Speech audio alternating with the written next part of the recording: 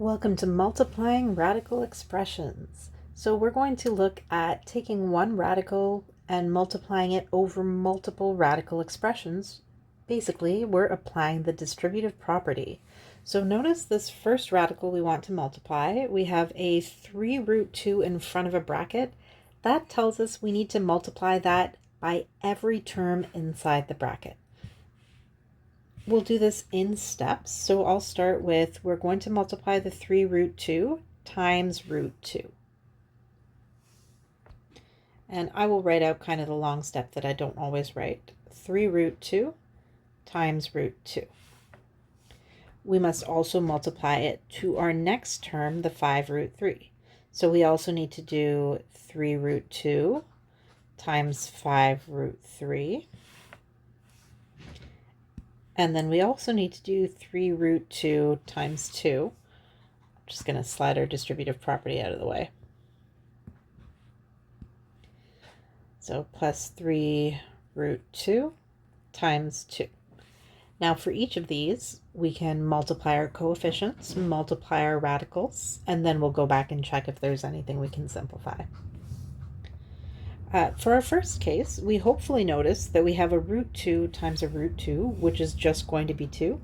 So this is actually just 3 times 2 for our first term. Our next term, we can multiply the 3 and the 5, so this will be plus 15 and times the square root of 6. And then our last one, 3 root 2 times 2, we multiply the 3 and the 2, so plus 6 root 2 as our only radical. At this point, we want to check, is there any radicals that can be simplified, or are there any like radicals that can be combined? I don't see anything we can do for either radical, so let's just finish combining. 3 times 2 is 6, plus 15 root 6, plus 6 root 2, and that is fully simplified. You can try something similar with the second exercise. Pause the video and try it out, and then unpause and see how you did. Okay, let's apply that same distributive property. And I'm just going to go straight into the multiplying this time. So we have 5 for a coefficient, and underneath our radical, we're doing 15 times 3. Minus, for our second one, we're going to do 5 times 3, so that's 15 for a coefficient, and 15 times 6 for the radical. Okay, let's just do that multiplication. 5 root 45 minus 15 root 90. And now we need to check, is there a way to simplify? Both of those radicals can actually be simplified. So let's break them up. Root 45 is root 9 times root 5. And then root 90 will be root 9 times root 10. And each of those root 9s is 3. 5 times 3 is 15, so this is 15 root 5, minus 15 times 3 is 45 root 10.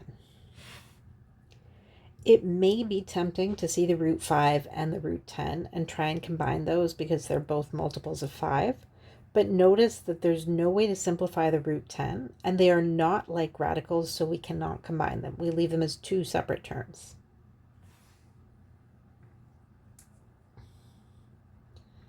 All right, for our next example, we're going to get a little fancier with our distributive property, and we're going to do 2 terms times 2 terms.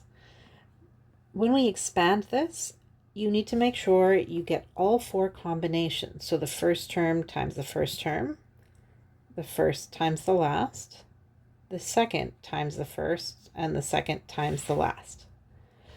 Make sure you have 4 terms multiplied out. The way I do this is I use the box method, and that allows me to make sure that I haven't missed one of those terms. So I'm actually going to use a box to multiply this out, and then I'll simplify it afterwards. So we'll do 7 root 3 plus 2 root 5 across the top, and we'll do root 3 minus 4 root 5 across the side. Now for the box method, we're going to multiply each of these one at a time. So for example, when we start in the top left corner there, we're going to do the 7 root 3 times the root 3. And I'm going to go ahead and actually multiply them in one step now that we're sort of experts on this sort of multiplying. So root 3 times root 3 gives us 3. This is going to be 7 times 3, or just 21. Going to the right, we have 2, and then root 3 times root 5, so that's 2 root 15. The next one is going to be negative 28 root 15. And then 2 times negative 4 is negative 8. And then the root 5 times root 5 is going to be 5. So this is negative 8 times 5. Let's bring this out to simplify. So instead of 7 times 3, I'm going to write that as 21 plus 2 root 15 minus 28 root 15 minus 40. We can combine like terms, so the 21 minus 40, since neither of those have radicals, and that gives us negative 19. And then both of our radical terms have a root 15, so we can subtract the coefficients. 2 minus 28 is negative 26 root 15. As kind of a final step, you do want to check the root 15 to see if you can simplify it further, but in this case we can't, and this is actually our fully simplified version.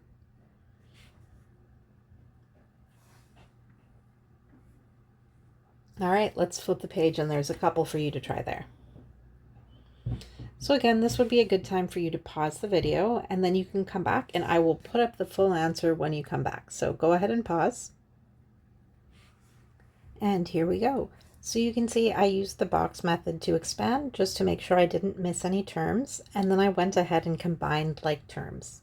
One thing worth pointing out is you'll notice I have the negative 8 in front and then the minus 26 root 11. You'll notice the answer key has it in the other order.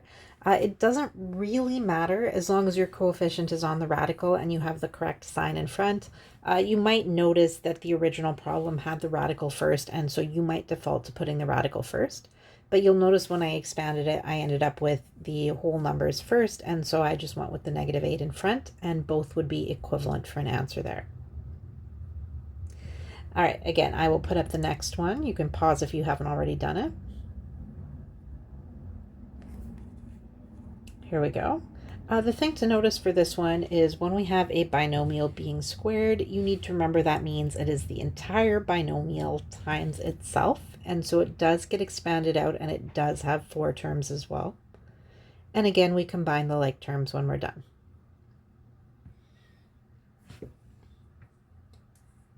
All right, our last example here could be solved the same way. You could use the box method and expand it out and combine all of your like terms.